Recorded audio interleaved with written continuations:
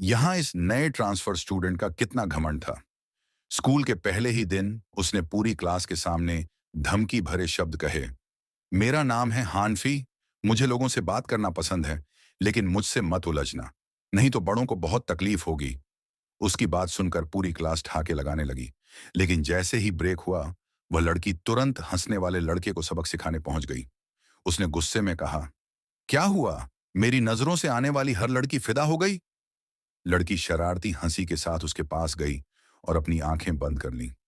लड़के को लगा कि वह उससे किसकी उम्मीद कर रही है। वह कहता रहा, नहीं नहीं, लेकिन उसका शरीर कुछ और ही कह रहा था। तभी लड़की ने अचानक उसकी पैंट खींच दी, जिससे पूरी क्लास हंस पड़ी। लड़के की जबरदस्त बेइज्जती हो गई, लेकिन यह सब कुछ लड़की ने एक खास कारण से किया। दरअसल एक लड़का, जिसका नाम झिंग हाओ था, क्लास मॉनिटर होते हुए भी बहुत डरपोक था। उसे हर दिन जबरदस्ती उनके काम करने पड़ते थे, और यह हंसने वाला लड़का हद से ज्यादा जुल्म करता था। वह कभी कभी झिंग हाओ के कपड़े तक उतरवा देता था, ताकि सबके सामने उसे शर्मिंदा किया जा सके। इस पीड़ा से तंग आकर झिंग हाओ ने आत्महत्या करने की कोशिश की, लेकिन लड़की ने उसे देख लिया। इसी वजह से कहानी की शुरुआत में वह सब हुआ। उस लड़की का आना जैसे अंधेरे में एक रोशनी की तरह था, जिसने झिंग हाओ की जिंदगी बदल दी। लेकिन हंसने वाला लड़का इतनी बेइज्जती सहने वाला नहीं था। उसने लड़की से बदला लेने की ठान ली।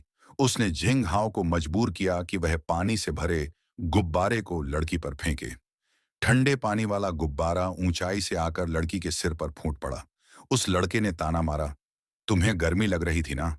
ये लो, थोड़ा ठंडा पानी। लेकिन लड़की ने कोई प्रतिक्रिया नहीं दी। वह चुपचाप वहां से चली गई। इसके बाद कई दिनों तक लड़की स्कूल नहीं आई। फिर एक दिन एक दुखद खबर आई, वह मर चुकी थी। यह सुनकर झिंग हाओ पूरी तरह टूट गया। वह इसे सच मानने के लिए तैयार नहीं था। उसने अपनी सारी भावनाएं कागज पर उतार दी।